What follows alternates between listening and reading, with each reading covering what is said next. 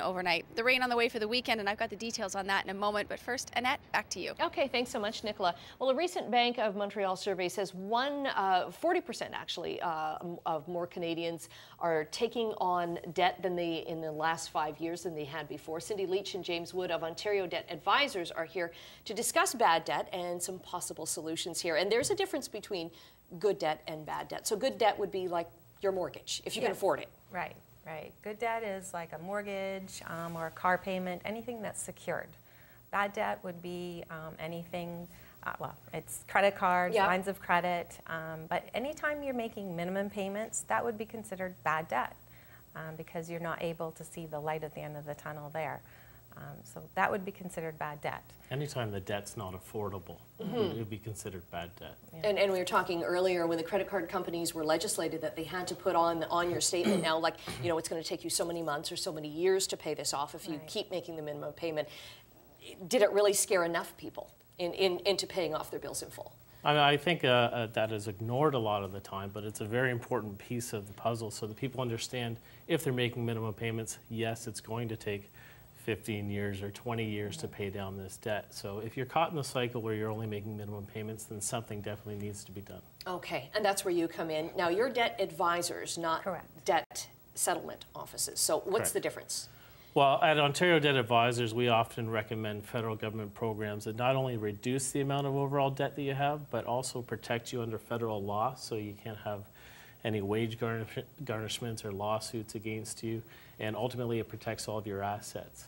With a lot of debt settlement companies, what they do is they have you stop paying your credit cards and start making monthly payments to them, and then after a couple of years when your credit cards are very delinquent, that's when they make a settlement offer to these companies. Well, the issue with that is during that entire time you're receiving harassing phone calls, you open yourself up to legal action and liens against your property.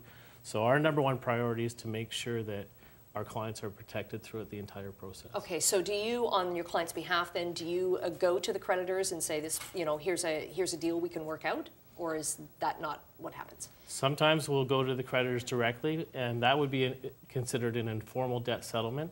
That's only when the timing is right. So when you're going to make an informal debt settlement, it's important that there's a lump sum amount of money to pay out to the creditors. So and sometimes people are so strapped they don't have that, right? That's right. So we would use that solution when there's equity in a home or if there's a friend or family member willing to help out. Okay. That's the only way that the clients can be protected throughout the process, is they can make it one lump sum. There is no agreement for monthly payments in an informal setting. Okay, and you said some of the warning signs are if you don't have enough cash left over at the end of the month to pay for utilities and all that kind of stuff because you're just paying, robbing Peter to pay Paul kind of thing on your credit cards. Yeah. That's when it's too late almost, or it's getting to be you got to call somebody. Right, right. And the best thing to do is just call. We'll give you advice. We'll look at your financial situation and suggest the best solution for you. Sometimes it is an informal settlement using the equity in your home. Other times it may be a federal program that will help you out with your debt. Right. Now, do you get paid? How do you get paid? Absolutely.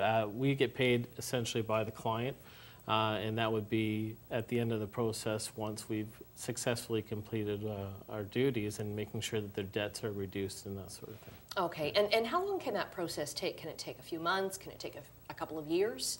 In terms of getting an actual solution for them, it can be done as quickly as a week or week and a half to get something implemented and get the debt relief right away and get get their stress levels down. Yeah, and I can imagine that relief must be huge. So that can be as little as a week or even sooner if necessary. Okay. Sometimes they get relief right away just by making the phone call. Right. We're able to set their mind at ease and let them know there is help. A lot of people don't realize there's help for them. Yeah. Okay, and you can get some help at OntarioDebtAdvisors.ca. Cindy and James, thanks so much for coming in. Thank you. We have more news coming up at 7:30. Stay with us.